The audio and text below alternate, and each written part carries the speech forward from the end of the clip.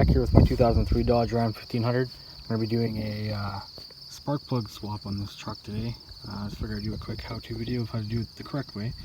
So first off, you're going to need spark plugs. I'm going to be running the NGK G-Powers again. I currently have these in the truck. That's the part number. Pick them up from Piston Ring, get them from Napa, Canadian Tire, any of your local automotive stores.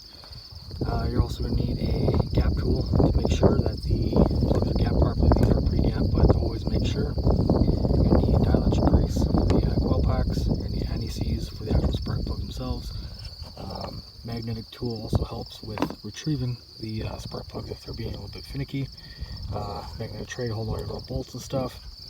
3/8 ratchet, a couple extensions that you'll need will help you out dramatically, especially with the rear spark plugs. They are hard to get to. You need a 5/8 socket for the spark plugs, also a 10 mil for the coil pack bolts as well. Pry tool also helps for getting some of the coil packs loose if they are stubborn. Do not pry, just get in there and then rotate it, just twist it. It will lessen the chance of breaking the actual coil pack. I've seen people do that before. So obviously you want to go with what the manufacturer states to go with for your vehicle. You'll find that information usually on a tag. You'll see that information right there for the spark plugs, including the gap that you'll need. So let's get to her. Alright, so we're up on the engine now. So first of all, what you're going to do is take off your intake assembly. If you have a short ram intake or whatever that comes around with that, just get that out of the way as well. It makes it a hell of a lot easier for you to deal with. You're going to have the clamp here, or how mine comes apart, just slides out. You're going to have a bolt there and a bolt there. I've got a little quick disconnect thing I made there. Pops right out. You're going to pull up on here and here, take it out as one big assembly, and there you go. You don't have to do it as one big assembly, but mine comes out that way, and it's just as easy as putting it back in. Then you're going to take compressed air. You see my compressor there? You're going to take compressed air. You're going to cover this throttle body. You don't want any debris inside there. You're going to take your air tool here, your blower, and you're going to blow up everything. You're going to basically get inside where the coils are, no matter what. Anybody says, you're going to get debris, junk, garbage, insect guts, whatever in here. You don't want any of that stuff getting inside there, so take a quick second, blow it all from the top. Makes your life a hell of a lot easier. And then you're going to go ahead and disconnect your coils. These just unclick, nothing too hard about them. This one way in the back is real nice to get at. This one here. There's no way you can really mix these up either. They have an orange harness connected to them. And this one back here. And click. There you go. Alright, now on to the next step. Alright, and then on to the next step here. You're going to remove your coil. Grab a 10 mil ratchet. Well, 10 mil socket on your ratchet here. Zip that off.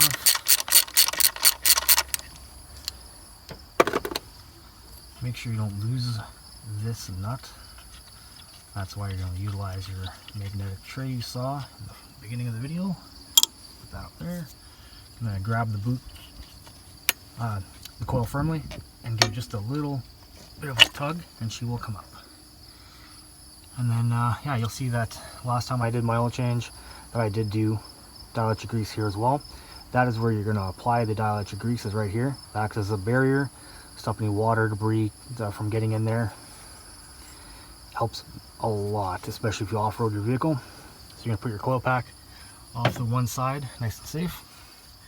And then, as you see inside there, there's a spark plug. You can see the top of it there.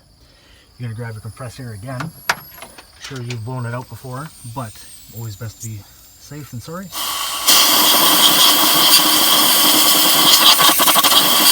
Give her a little blast. You don't want anything falling down inside there. You're going to have a bad day if it does. You're going to grab your spark plug socket. Try and do this with two hands here. There we go. Alright, and we're back. You're going to take your spark plug socket on your extension, fish her down in the hole there. Make sure you're on that socket, on the spark plug real nice and tight and snug, and then just give her a turn. Now, I've obviously already cracked this loose. It's kind of hard to do with one hand and filming at the same time. And then you're just gonna take her out, nice and easy. If you feel it start grabbing or binding, stop immediately. It means there's an issue. There might be something in the actual threading from the last time you did your spark plug change, and now you're running the risk of damaging the threads or cross-threading, which is a very expensive and tedious job to repair. I'm sure you Ford guys are well aware of that. Alright, so now that you've confirmed that it's fully loose and way out, like I said before, my spark plug tool is missing the boot. So we're going to grab our magnetic extension. Alright, now you've got your spark plug out. That's obviously the new one. And this is the old one. You can see she's a little worse for wear. Not too bad. No concerning issues on there. No missing electrode, no damage. The gap is still decent on there. Just way past its prime and ready to be changed. So now the gap that's recommended from Dodge is 0.040. So you're going to grab your gap tool and you're going to slide it along. You can find your 40 position first. It's right there. You're going to take it, slide her in there, up to the 40 position, and she should just be snug to that spot, and you're good to go. If she's not, you can just back her off, put her in the gap tool here, put her in the little pocket, and just gently push on it. Not too hard, you don't want to break that off, and then recheck again. Once you're good, we're ready to move on to the next step here. So next step is going to be anti-seize. Anti-seize is your friend.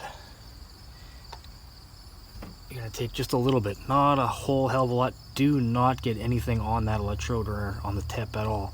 You're going to want it pretty much just up here. Just a little, how you doing? That's all you need. Don't be one of those guys that just globs it on. You don't need that. So you're going to grab your spark plug socket, pop her in there, and slide her down with the extension.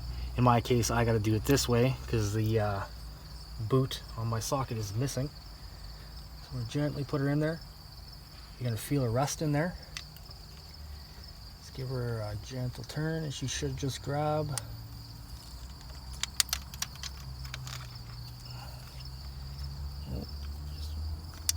There you go. You're going to grab your socket and you're going to get back in there. And you're going to turn by hand. Do not use an impact. Don't use a ratchet, anything stupid. You're going to just set it by hand. So once you've got that done, you're going to then connect your ratchet and then you're going to tighten it. As you're tightening it, make sure that there's no binding, no grabbing. Everything should feel nice and smooth. You're going to go all the way down just so you feel it set onto the seat down there, and we're on the seat. Then you can do by torque spec or what I do on this truck. Never proved me wrong. I'm not condoning it, but everybody's got their own way. You do it the old half turn and you're good to go. And then you're going to grab your boot. You're going to wipe off and clean off any of this gunk that's on here. You're going to inspect the bottom of the boot, see how it's all folded in.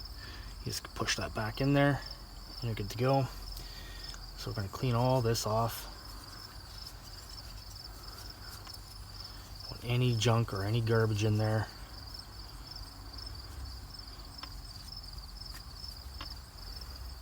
Then you're going to grab your dielectric grease.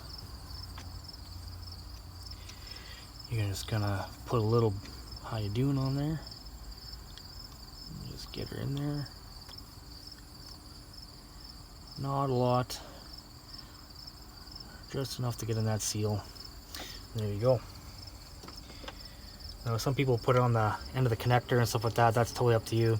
I don't find any issue with water getting on the connector, any coil breakage for the spark when I go off-roading, and I definitely don't swamp this thing.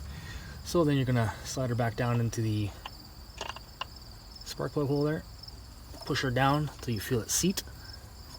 You're gonna grab your nut that you haven't lost because you put it in your magnetic tray. You're gonna put her on here. You're gonna put her on there nice and snug. You're gonna tighten that up. You're going to grab the appropriate connector, clip that on, wait till you hear that clip noise, and you are good to go. And then repeat the step for all of the remaining spark plugs, all 7 that are remaining. Pro tip for you for this side is a hell of a lot easier for you if you just disconnect this dipstick bracket. This will come loose. Don't just grab onto it and throw it around. Just undo it from here to 10 mil and just gently lift it up and over, just so you have clearance for getting this one out. That's all you need to do. That's it. Till next time. Cheers. Hope this helps somebody.